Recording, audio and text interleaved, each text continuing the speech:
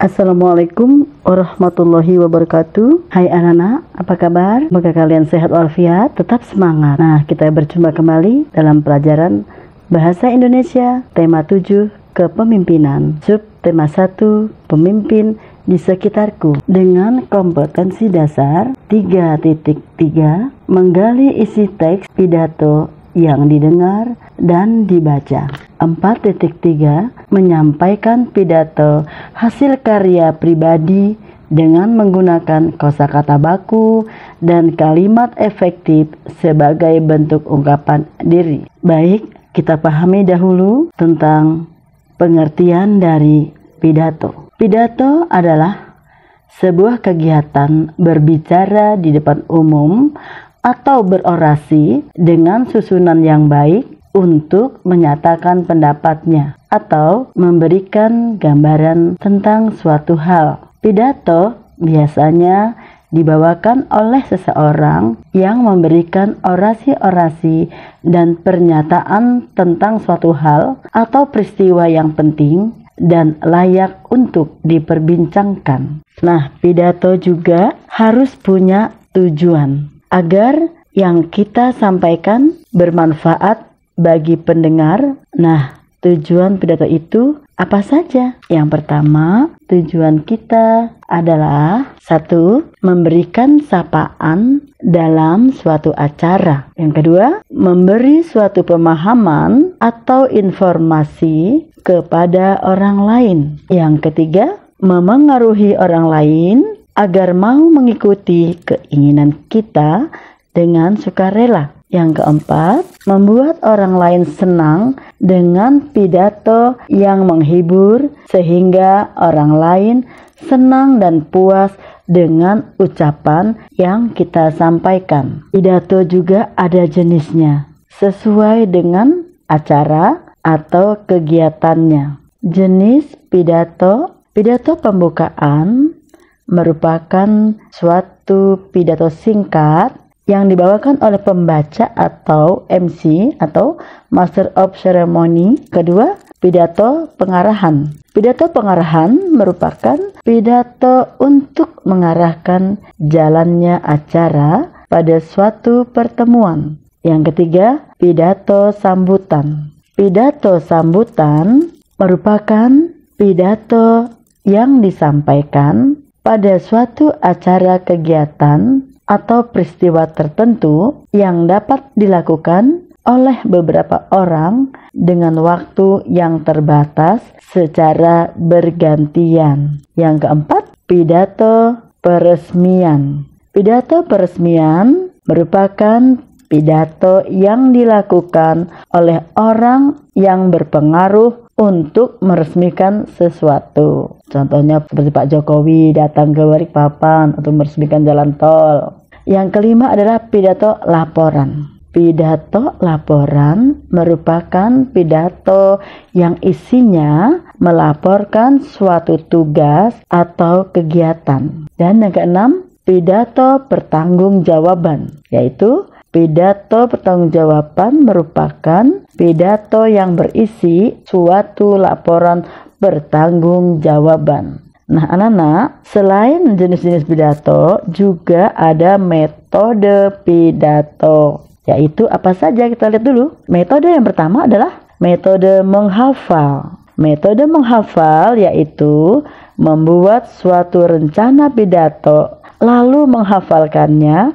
kata per kata. Dan metode yang kedua adalah metode naskah. Metode naskah yaitu berpidato dengan menggunakan naskah yang telah dibuat sebelumnya. Umumnya dipakai pada pidato-pidato resmi. Yang ketiga adalah metode serta-merta. Metode serta-merta yaitu membawakan pidato tanpa persiapan dan hanya mengandalkan pengalaman dan wawasan. Umumnya dipakai pada pidato-pidato dadakan atau darurat. Yang keempat, metode ekstemporan. Metode ekstemporan yaitu berpidato yang terlebih dahulu menyiapkan secara garis besar konsep pidato yang akan disampaikan pada saat berpidato. Nah, kita lihat bersama-sama. Di sini ada susunan atau struktur pidato, antara lain yang pertama ada pembukaan atau pendahuluan. Yang wajib kita ucapkan pertama kali adalah salam. Assalamualaikum warahmatullahi wabarakatuh. Selamat pagi, atau bahasa Inggris good morning dan sebagainya, Nana, ya. Setelah kita ucapkan salam, kita lanjut dengan menyapa, ya. Menyapa para hadirin. Yang terhormat siapa, ya. Diusahakan berurutan, tingkat. Setelah menyapa, kita lanjutkan dengan ucapan puji syukur. Contohnya, puji syukur kehadirat Allah Subhanahu wa Ta'ala, Tuhan yang Maha Esa, bahwasanya pada hari ini kita dapat berkumpul di tempat ini dalam keadaan sehat. Kemudian kita memberitahu apa yang disampaikan, topiknya apa. Yang kedua, bagian pidatonya adalah isi pidato. Isi pidato ini harus disusun dengan cara sistematis, dipikirkan baik-baik apa yang akan disampaikan. Nah, ini sering kalian abaikan dalam menulis pidato. Isinya hanya sedikit sehingga yang disampaikan tidak jelas. Jika sudah menyampaikan pembuka dan isi, kita menutup pidato itu. Kita simpulkan apa yang disampaikan tadi. Kemudian harapannya apa dengan menyampaikan pidato tadi? Pesannya apa untuk pendengar? Jika sudah disampaikan, maka terakhir ucapkan terima kasih. Terima kasih atas perhatiannya. Nah, kemudian mohon maaf apabila ada salah kata, gitu ya. Diakhiri dengan salam. Yuk kita simak ciri-ciri pidato. 1. Pidato memiliki tujuan yang jelas. 2. Isinya mengandung kebenaran, bukan hoax. Yang ketiga, penyampaiannya jelas dan juga menarik. Yang keempat, menciptakan suasana efektif dengan pendengarnya. Yang kelima, cara penyampaiannya sesuai dengan latar belakang pendengarnya. Kita simak lagi persiapan pidato. Persiapannya apa saja? 1. Jenis pidato dan tema acaranya. Jadi sesuaikan dulu temanya sehingga isi pidato itu sesuai dengan tema dan topiknya. Kemudian yang kedua adalah wawasan pendengar pidato secara umum, jadi tidak asal bicara. Kemudian menyiapkan bahan-bahan dan perlengkapan pidato, ya. Sebelum membuat naskah, maka buat konsep dulu. Nah, setelah itu menyusun kembali kata-kata yang mudah dipahami dan dimengerti. Yang kelima, mengetahui lama waktu atau durasi pidato yang akan dibawakan. Apa saja yang wajib kalian ketahui dalam teknik-teknik berpidato? Yang pertama adalah, ya, kita ambil napas dulu, kemudian mengambil posisi berdiri yang nyaman, kemudian dalam berbicara menggunakan intonasi, tidak monoton.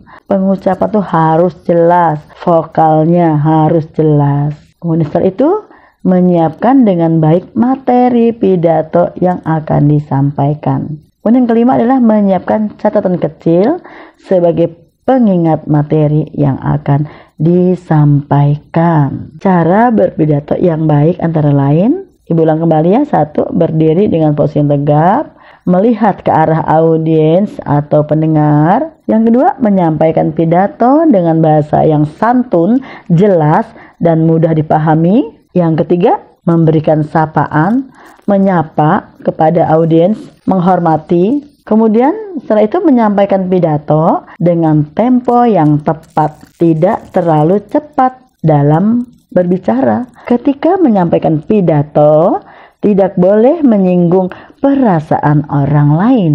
Jadi hati-hati dalam berbicara. Nah, kali ini Ibu akan menunjukkan contoh pidato. Assalamualaikum warahmatullahi wabarakatuh.